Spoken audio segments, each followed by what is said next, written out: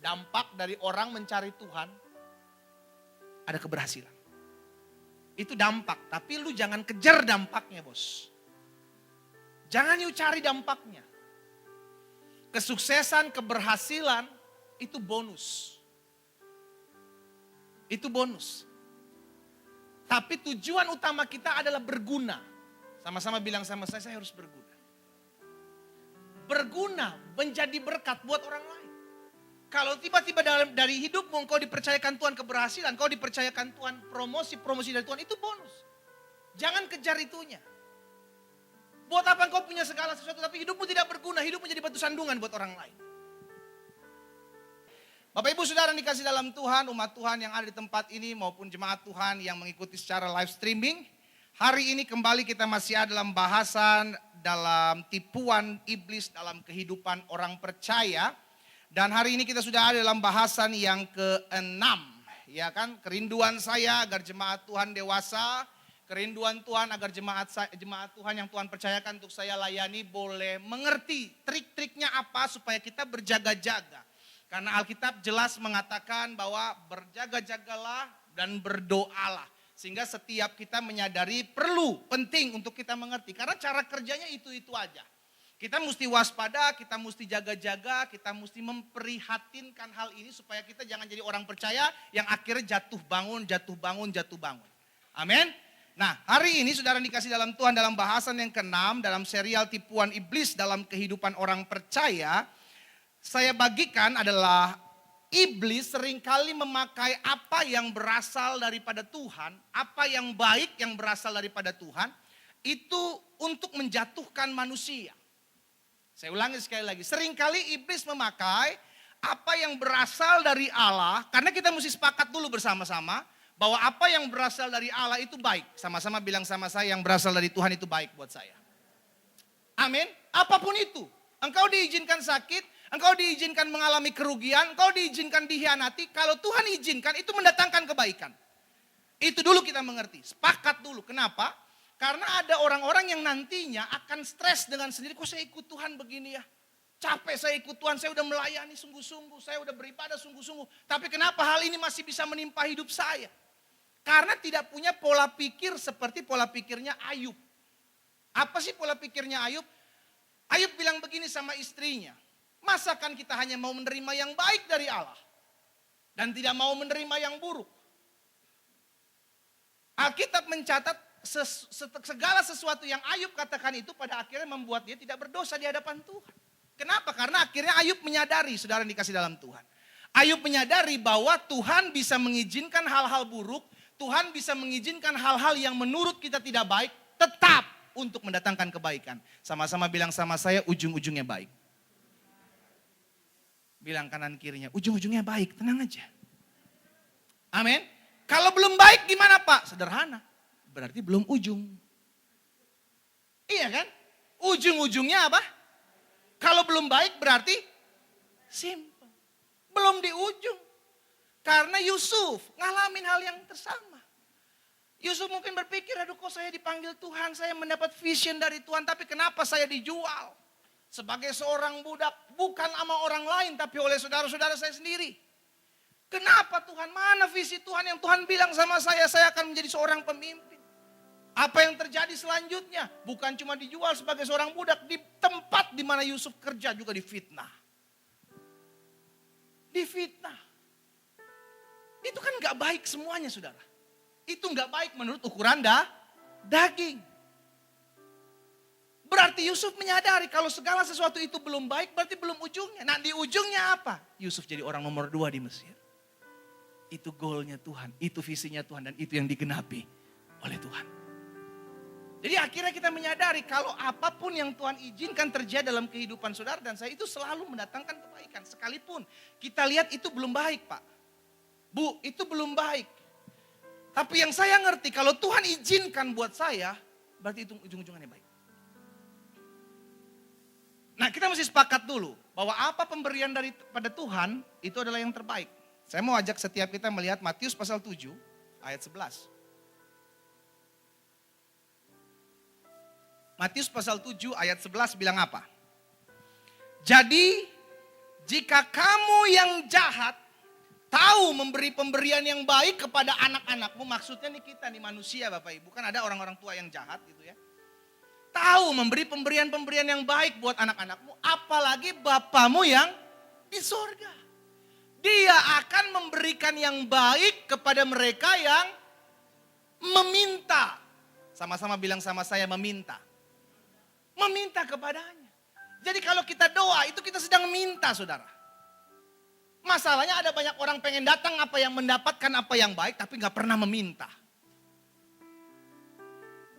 Maksudnya gak pernah berdoa.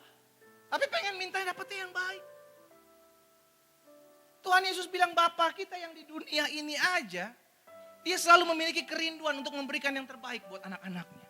Ya, saya percaya sebagai orang tua, kita selalu pengen memberikan yang terbaik buat anak-anak kita. Makanya Yesus bilang, apalagi Bapamu yang di sorga.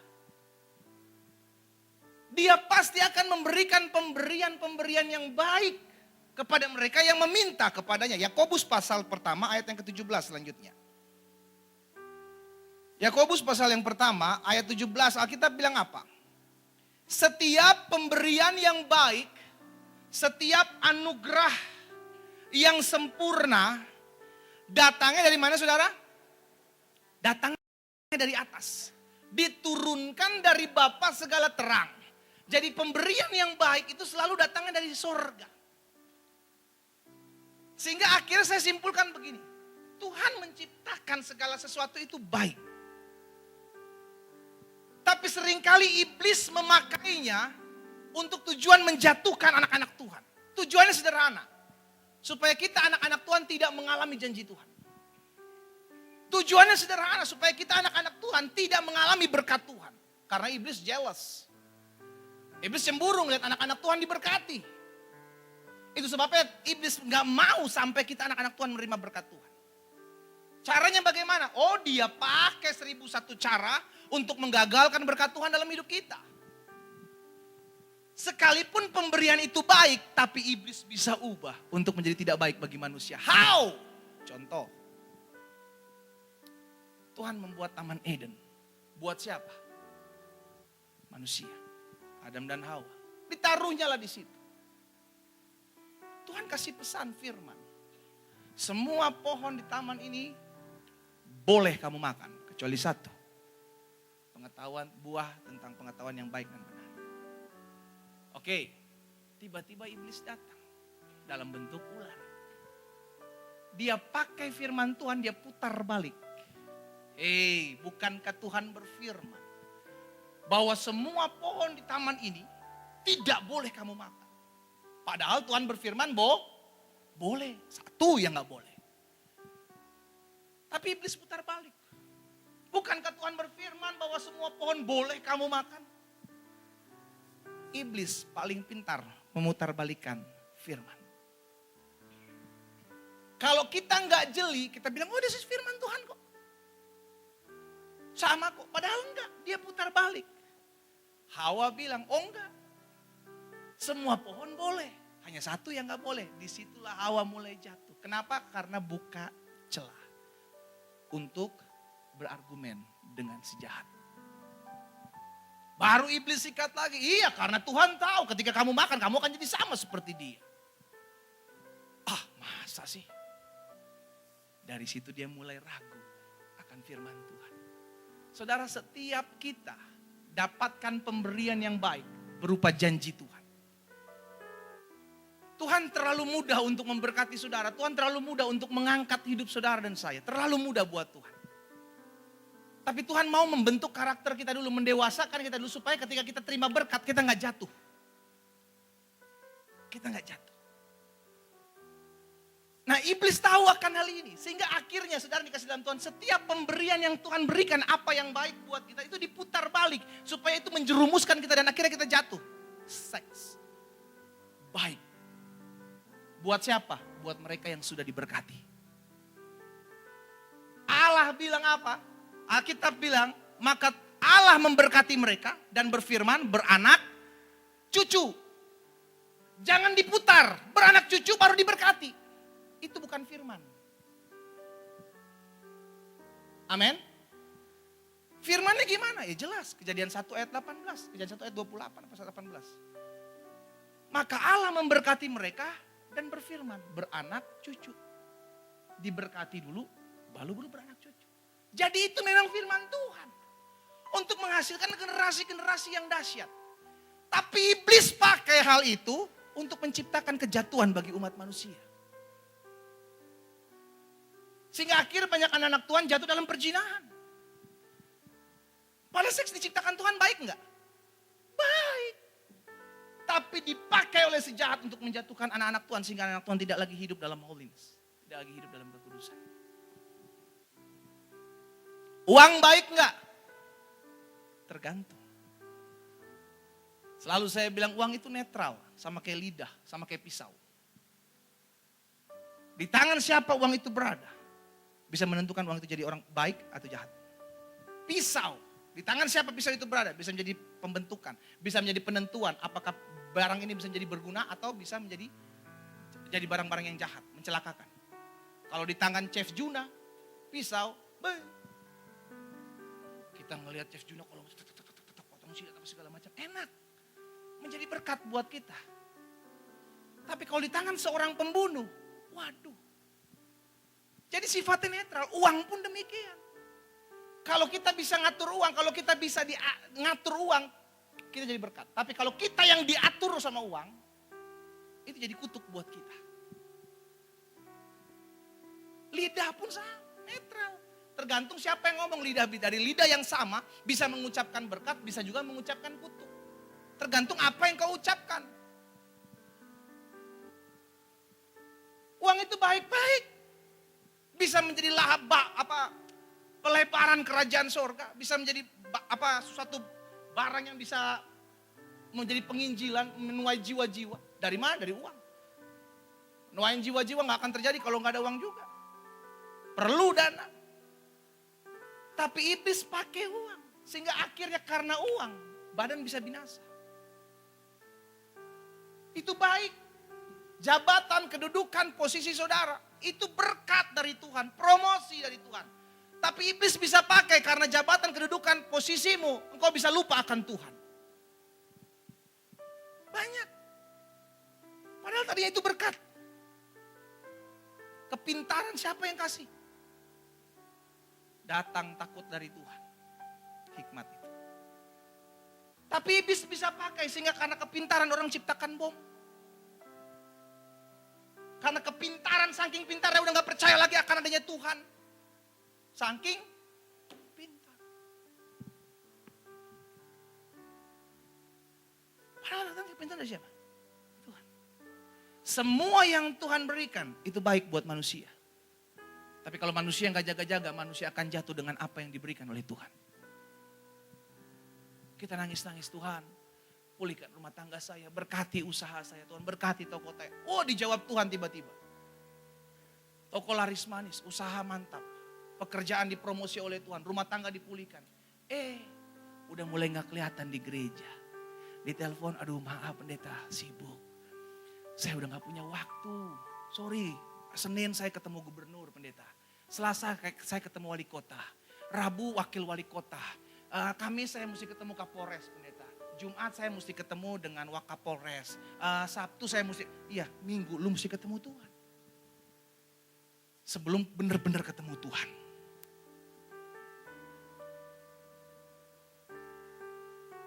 Karena udah sibuk, udah sibuk.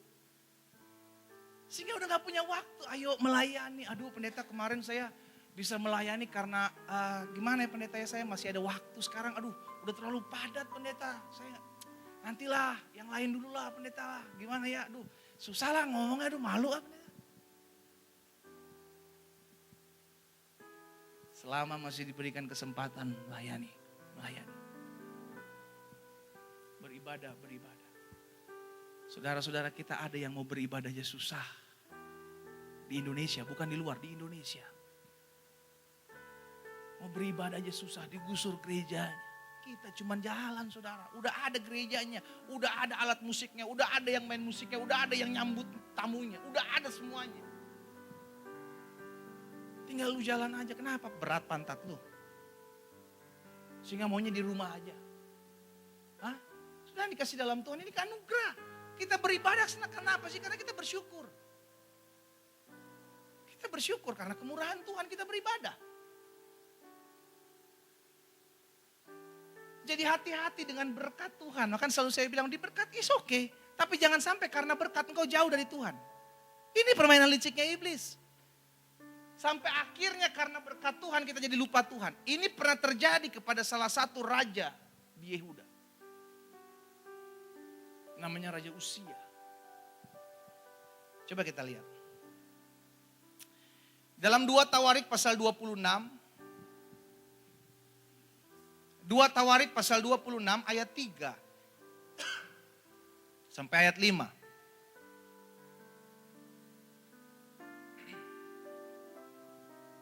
2 Tawarik pasal 26 ayat 3 sampai 5.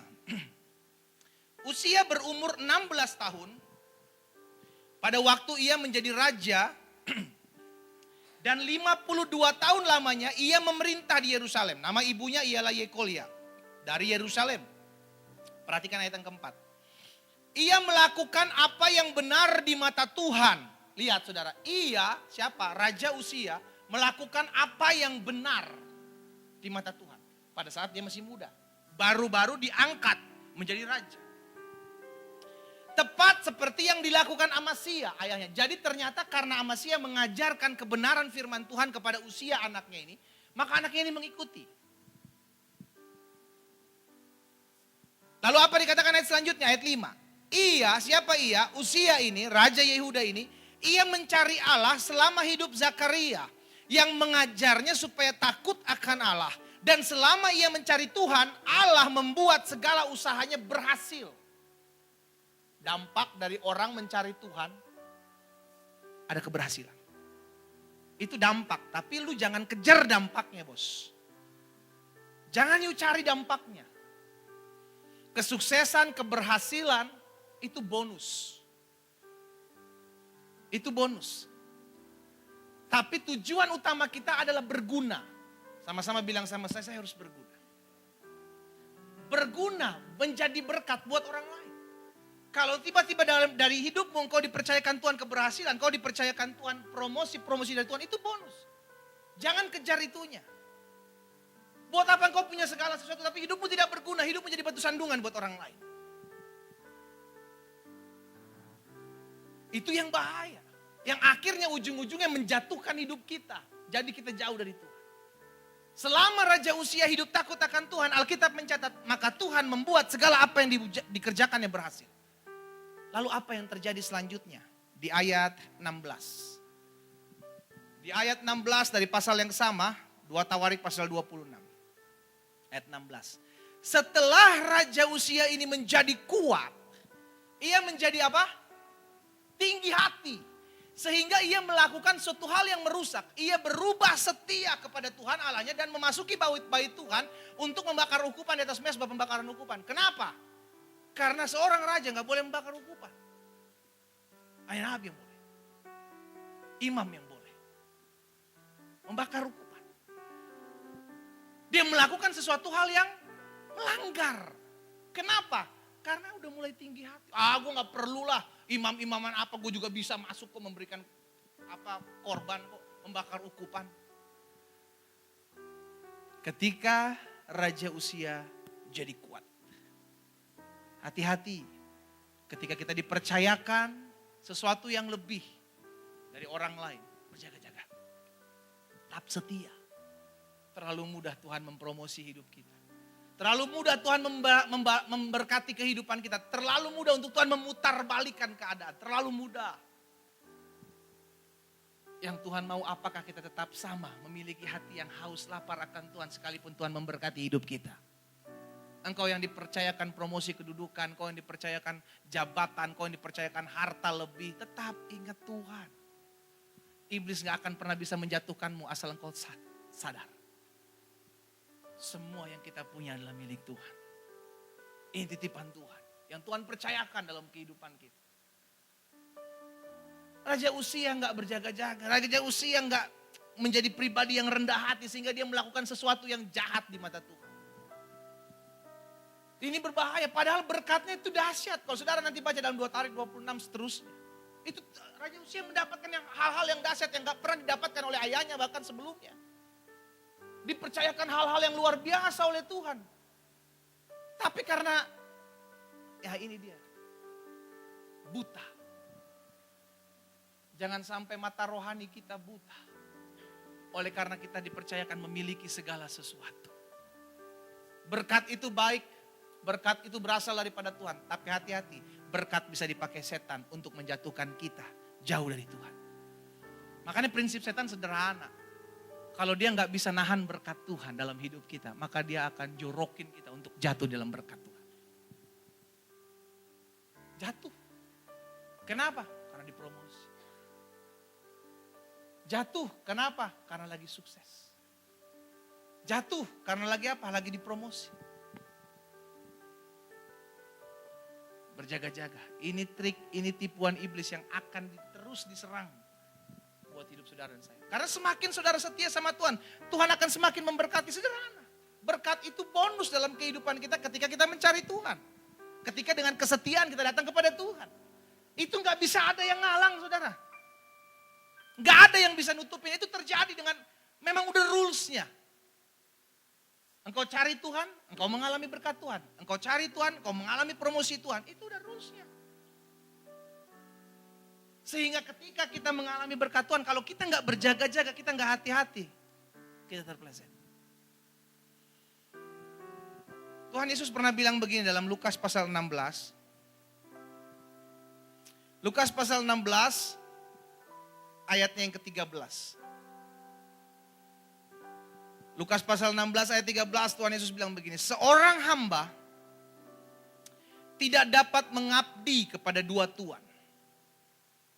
Karena jika demikian ia akan membenci yang seorang dan mengasihi yang lain.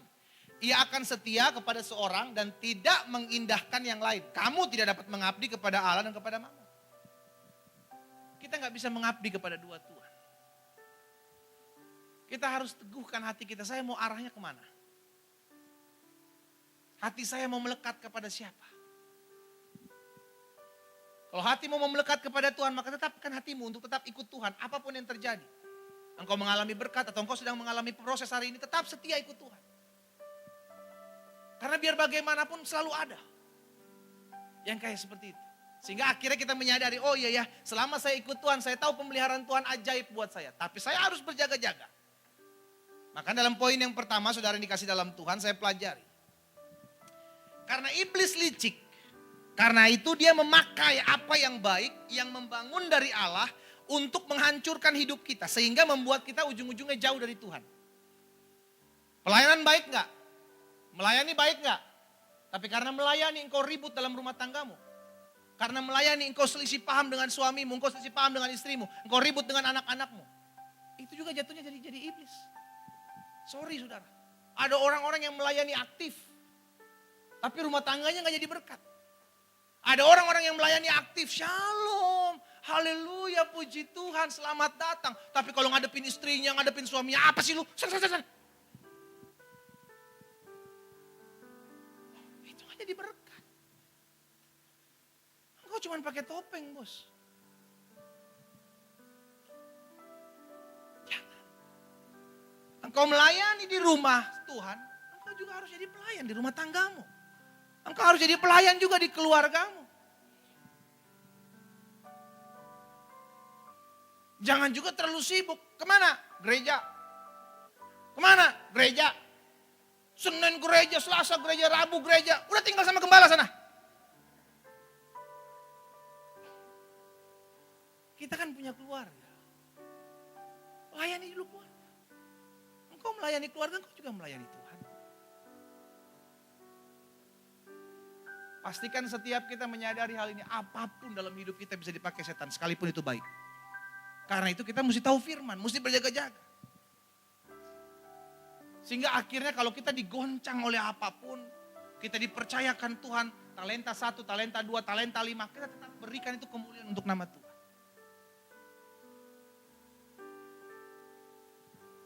Nah karena iblis licik sehingga dia memakai apa yang baik, yang membangun dari Allah untuk menghancurkan hidup kita, membuat kita jauh dari Tuhan. Maka hidup kita yang pertama. Ini dari awal saya bilang, berjaga-jaga. Berjaga-jaga, berjaga-jaga. Harus berjaga-jaga. Karena kita nggak pernah tahu. Kita nggak pernah tahu nih iblis sedang mainkan trik apa nih dalam hidup kita nih. Iya kan? Kita nggak pernah tahu. Tapi tugas kita berjaga-jaga. Sadar dan berjaga-jaga. 1 Petrus 5 ayat 8. 1 Petrus pasal 5 ayat yang ke-8. Sadarlah dan berjaga-jagalah. Lawanmu si iblis berjalan keliling sama seperti singa yang mengaum-ngaum dan mencari orang yang dapat ditelannya. Setiap hari dia cari jiwa. Cari jiwa. Iblis aja sampai hari ini cari jiwa. Kita masih cari jiwa atau cari untung? Iblis sampai hari ini cari jiwa.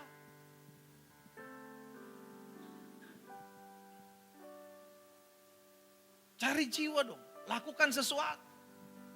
Kalau engkau malu untuk berbicara di muka umum, sosial media ada. Bicara sama handphonemu. Sampaikan firman, sampaikan kebenaran, publish. Engkau gak usah malu, itu kan untuk mempermudah orang-orang yang gak bisa berada di depan orang banyak, saudara. Engkau malu nih, untuk bicara banyak di muka umum. Ya engkau bicara di hadapan layar aja. Gak usah tatap muka, tatap layar aja. Sampaikan firman di sana. Doakan orang di sana. Karena ada banyak, ada banyak orang-orang stres main sosial media. Ada banyak orang-orang yang mengalami tekanan hidup main sosial media.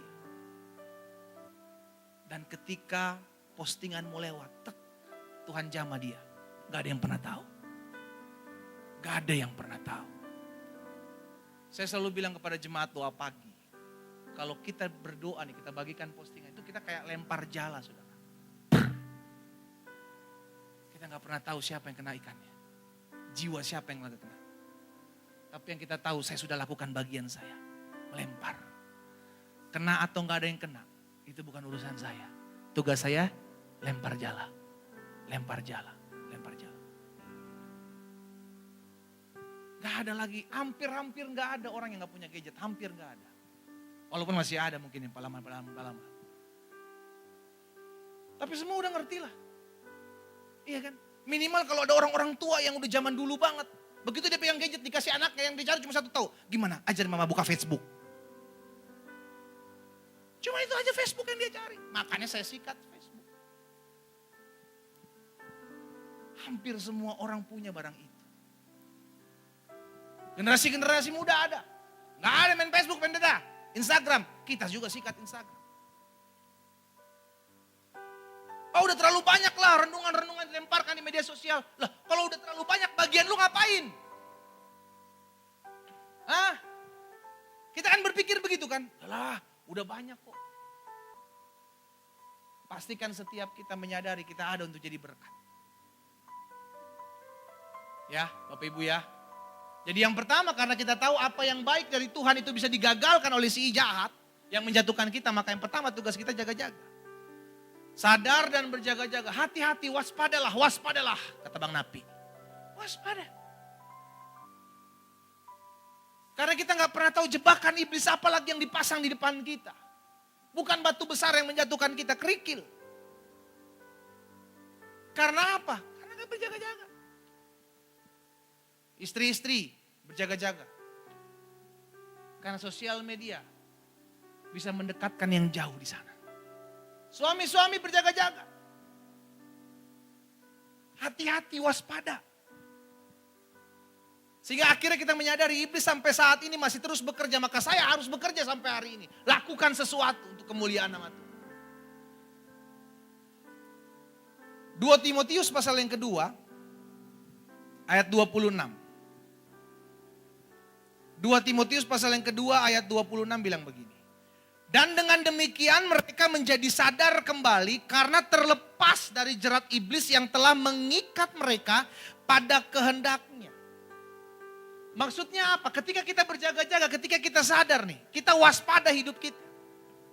Maka iblis gak bisa melempar jerat buat kita. Jerat itu hanya bisa kemakan oleh orang yang gak berjaga-jaga, gak waspada. Dia lemparkan jerat. Dia lemparkan perangkap. Di rumah tangga kita, di tempat kita berbisnis, di pekerjaan kita, dalam usaha kita, dalam kehidupan sehari-hari, dia lempar. Ya kali-kali kena. Tapi kalau kita udah sadar, kita berjaga-jaga, kita tahu ini mah triknya iblis nih. Jangan sampai saya jatuh. Intinya apa? Hati saya harus melekat sama. Yang kedua, karena iblis licik sehingga dia memakai apa yang baik dan membangun dari Allah untuk menghancurkan hidup kita dan akhirnya membuat kita jauh dari Tuhan. Maka tugas kita yang pertama, sadar dan berjaga-jagalah. Yang kedua, ikatkan hati kita hanya kepada Tuhan. Hanya kepada Tuhan hatimu. Ikat. Caranya gimana mengikat hati kepada Tuhan? Nah lihat. 1 Korintus 6 ayat 17. 1 Korintus pasal 6 ayat 17 bilang begini. Tetapi siapa yang mengikatkan dirinya pada Tuhan menjadi satu roh dengan dia. Ikatkan dirimu sama Tuhan. Melalui persekutuanmu, fellowshipmu secara pribadi. Sehingga akhirnya dia tahu, kita tahu, oh iya saya perlu Tuhan, saya butuh Tuhan setiap hari. Dan kalau Tuhan sudah kita sudah ikatkan diri kita kepada Tuhan. Tuhan kasih roh kepekaan buat kita. Kita tahu nih jangan-jangan gak bener nih. Jangan dibuat. Kita tahu nih ujung-ujungnya menghancurkan kita. Jangan melakukan. Karena semakin kita banyak makan hal-hal yang membuat roh kita besar, maka roh akan bertumbuh. Tapi sebaliknya kalau kita semakin mengikuti keinginan-keinginan daging, maka kematian akan terjadi pada keinginan-keinginan roh. Pastikan setiap kita mengerti, pastikan setiap kita menyadari kalau kita perlu mengikat diri kita kepada Tuhan. Melalui apa? Fellowship kita sama Tuhan, melalui doa setiap hari, melalui pujian penyembahan kita. Latih berpuasa. Itu mengikatkan diri kita dengan Allah. Mengerjakan perkara-perkara rohani, mengerjakan perkara-perkara sorga. Betul kita masih tinggal di dunia. Tapi jangan lupa dunia bukan tempat tinggal kita, saudara. Akan ada waktunya kita selesai, finish di dunia ini. Tapi jadi pertanyaan, kita finishing well enggak? Kita selesai sampai akhirnya kita tetap bertahan enggak? Atau kita hanya bertahan sejalan aja? Ketika ada badai kita mulai kecewa. Ada pergumulan kita mulai tertekan. Ikatkan diri kita kepada Tuhan. Pastikan setiap kita mengerti. Ketika kita mengikatkan diri kita dengan Tuhan, maka kita jadi satu roh dengan dia. Yang ketiga, karena iblis licik sehingga dia memakai apa yang baik, pemberian Tuhan itu untuk menghancurkan kehidupan kita. Maka yang pertama kita harus sadar dan berjaga-jaga. Yang kedua kita harus mengerti, kita harus mengikatkan diri kita agar terhubung, agar terkoneksi dengan Tuhan. Dan yang ketiga, belajar untuk menaklukkan setiap keinginan-keinginan daging. Belajar, karena gini saudara, kita ini masih daging, tapi jangan sampai hidup kita kedagingan gitu loh. Kita masih daging nih. Tapi kita mesti sadar, kalau saya mesti daging berarti saya mesti berjaga-jaga, karena seringkali keinginan daging itu keluar. Sampai kapanpun selama kita masih diam di kemah ini, keinginan itu pasti ada. Pasti ada. Keinginan apa? Itu pasti ada. Cuman bagaimana kita memendam itu dan mengeluarkan keinginan roh kita. Caranya bagaimana? Perbanyak konsumsi makanan-makanan yang membesarkan roh. Baca firman, renungan firman, berdoa, berpuasa. Itu membesarkan rohmu. Sehingga ketika keinginan dagingmu keluar, engkau tidak mengikutinya. Kenapa? Karena itu bertolak dengan keinginan roh. Galatia pasal yang kelima ayat 16 dan ayat 17. Galatia 5 ayat 16-17 bilang begini. Maksudku ialah hiduplah oleh roh, maka kamu tidak akan menuruti keinginan daging. Ini yang tadi saya bilang. Kalau kita semakin makan banyak keinginan-keinginan roh dalam hidup kita, maka kita gak akan gampang ngikutin keinginan-keinginan daging. Gak akan gampang. Kita mikir 12 kali, 1000 kali bahkan. Saya mau lakukan ini gak ya? Kalau saya mau nipu, saya ngecewain Tuhan. Kalau saya mau berkhianat, saya mendukai Tuhan. Kita mikir gitu loh. Ada banyak orang buat kejahatan udah gak pakai mikir. Latah pendeta, saya ngegampar istri, latah. Saya ngomong kasar sama suami, latah pendeta. Karena apa? Karena gak pakai mikir lagi. Kalau roh kita besar, kita akan mikir 1000 kali untuk melakukan apa yang tidak berkenan kepada Tuhan. Kita mikir. Sehingga gak ada kata-kata latah tuh mengkhianati Tuhan, gak ada. Maksudku hiduplah oleh roh, maka kamu tidak akan menuruti keinginan daging. Itu udah benar. Kalau kamu hidup dalam roh, maka keinginan daging tidak akan kau ikuti. Kalaupun kau ikuti, kau akan berjuang untuk tidak mengikuti. Kenapa? Karena kita masih daging. Tapi ketika keinginan roh kita pegang, keinginan roh kita makan terus, firman Tuhan kita konsumsi. Maka kita akan berpikir 2000 kali bahkan sebuah. Bahkan saudara ada kesaksian nih. Tanpa dia sadari hidup karakternya berubah dengan sendirinya. Tidak sesuai dengan apa yang dia pikirkan sebelum. Loh kok saya bisa jadi orang seperti ini ya? Kenapa? Karena firman mengubahkan. Tanpa sadar kita jadi ada perubahan tanpa kita sadari. Makanya Alkitab bilang kan, jika Tuhan memulihkan keadaan Sion, maka keadaan seperti bermimpi. Kok bisa ya terjadi seperti ini ya? Kok bisa pemulihan bisa terjadi dalam kehidupan saya? Kok bisa ya? Kok bisa ya? Akhirnya penuh dengan kayak gak mungkin gitu. Tapi ini terjadi. Lah kalau Tuhan udah pulihkan, Tuhan pulihkan lewat apa? Lewat firman. Engkau konsumsi firman itu akan membersihkan hidupmu pelan tapi pasti. Karakter-karakter, kebiasaan-kebiasaan yang buruk itu akan keluar dengan sendiri. Firman. Cuman itu saudara. Karena Alkitab bilang begini, firman adalah kebenaran. Dan kebenaran itu yang memerdekakan hidupmu. Cuma ini yang bisa memerdekakan kita. Sebagai pribadi yang benar-benar merdeka. Gak bisa yang lain. Karena itu belajar untuk menaklukkan setiap keinginan-keinginan daging kita dengan apa? Melakukan keinginan-keinginan roh. Kolose pasal 3 ayat 2 dan ayat 3. Kolose pasal 3 ayat 2 dan ayat 3. So, Paulus bilang begini, pikirkanlah perkara-perkara yang di atas bukan yang di bumi. Ini kuncinya. Yang kita pikirkan, aduh 2023 gelap nih, gelap. Pasang lampu di rumah bos. Biar 2023 terang. Orang kok menakut-nakuti sesuatu yang belum tentu terjadi. Itu yang saya bilang, banyak orang stres, main sosial media. Bagikan firman sosial media, kau bisa menguatkan, kau bisa memberkati, kau bisa meneguhkan iman anak-anak Tuhan. Kalau bingung datang ke gereja, nanti diajarin sama Om Erik.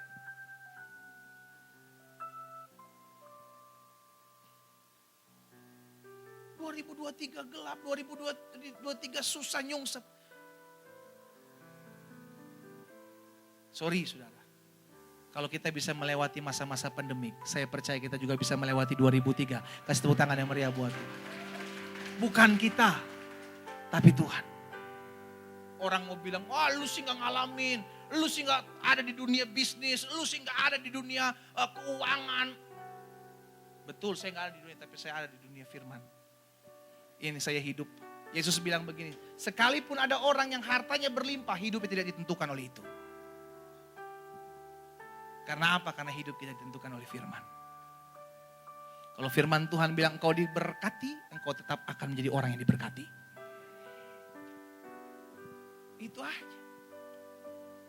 Saya mau setiap umat Tuhan di tempat ini siap menghadapi tahun apapun namanya.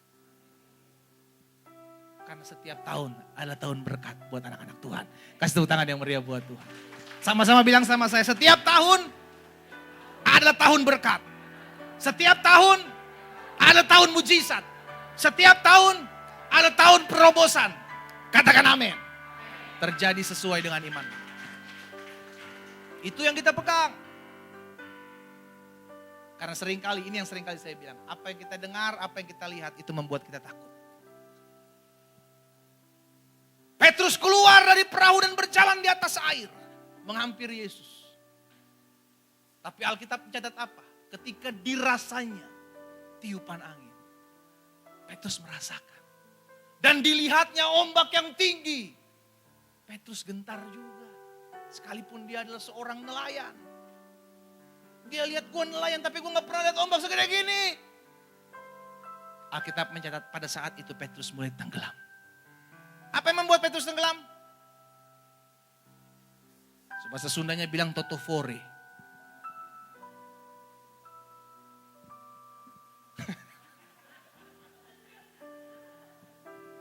Takut. Itu bahasa Manado Bapak Ibu. Bukan bahasa Sunda. Bahasa Sundanya saya belum tahu apa bahasa Sundanya takut. Siun. Siun. Takut dia. Gemetar.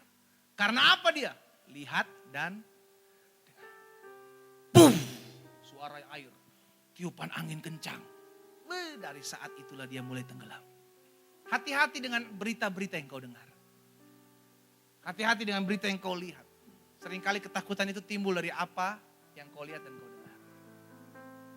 Kalau gitu apa? Makan firman. Renungkan firman. Apa yang kau dapati? Kekuatan, bukan ketakutan. Amin. Jadi ingat, yang ketiga, kalau kita menyadari bahwa iblis memakai apa yang jahat, apa yang baik dari Tuhan untuk menjatuhkan kita anak-anak Tuhan. Maka yang ketiga, belajar untuk menaklukkan setiap keinginan-keinginan daging kita. Taklukkan itu melalui firman. Yang keempat, yang terakhir. Selalu ingat dan berulang-ulang ingat. Kita ini cuman pengelola, bukan pemilik. Apapun yang Tuhan titipkan, dalam kehidupan kita saat ini, kita pulang dengan tidak membawa hal itu. Kita nggak akan bawa itu.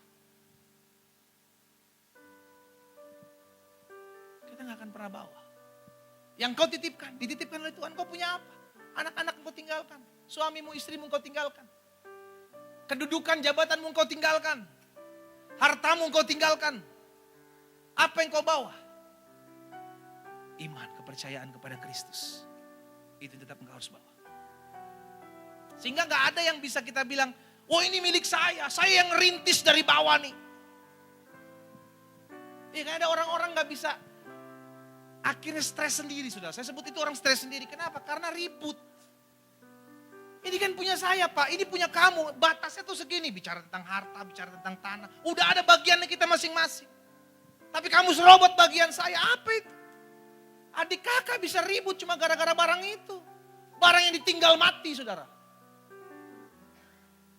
Mati gak bawa. Lu bisa ribut gara-gara itu. Lu lupa bahwa yang lu ributin adalah adik lu, kakak lu, orang tua lu.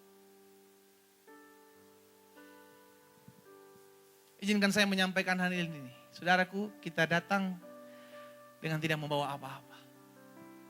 Kita pun pulang dengan tidak membawa apa-apa. Ini cuma titipan, sadari. Bahwa ini cuma titipan, kita bukan pemilik, kita cuma pengelola. Kelolalah sesuai dengan kapasitas yang Tuhan berikan dalam kehidupan. Kenapa ada banyak orang merasa gak pernah puas dengan harta miliknya, dengan percayaan yang Tuhan titipkan dalam hidup. Kenapa? Karena merasa ini punya saya, kalau saya bekerja lebih keras, saya akan mendapat lebih banyak.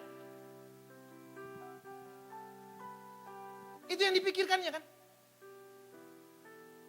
Sehingga ada makanya istilah orang dunia kerja mati-matian. Bayangkan kerja mati-matian saudara. Kerja banting tulang. Lu kalau ketemu orang Medan disikat lu. Tulang dibanting-banting gak ada hormati, dihormatin dong tulang. Kerja putar otak. Otak tak putar sedikit aja ngacai kita. Apalagi tak putar banyak. Itu istilah-istilah orang dunia. Apa istilah surga? Kerja beri yang terbaik. Bukan kerja mati-matian, bukan kerja banting tulang, bukan kerja putar otak. No, kerja beri yang terbaik. Selama engkau bisa beri yang terbaik, lakukan. Kalau engkau nggak bisa, jangan dipaksa. Kenapa? Handphone dipasang hang. Handphone dipaksa nggak? Bayangkan otak lu kalau dipaksa. Terjadi percikan-percikan. Selesai. Lo udah mulai gak kenal, kamu siapa? Aku di mana? Selesai.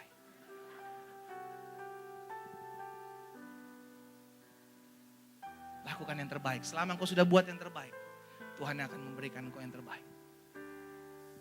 Jadi 4 hal ini saya bagikan buat setiap kita. Selalu ingat yang keempat, bahwa kita hanya pengelola, kita bukan pemilik. Kerjakan apa yang bisa engkau kerjakan. Do the best. Jangan paksakan. Tapi engkau sudah lakukan yang terbaik, sudah. Hati-hati. Berkat Tuhan dahsyat, promosi Tuhan luar biasa.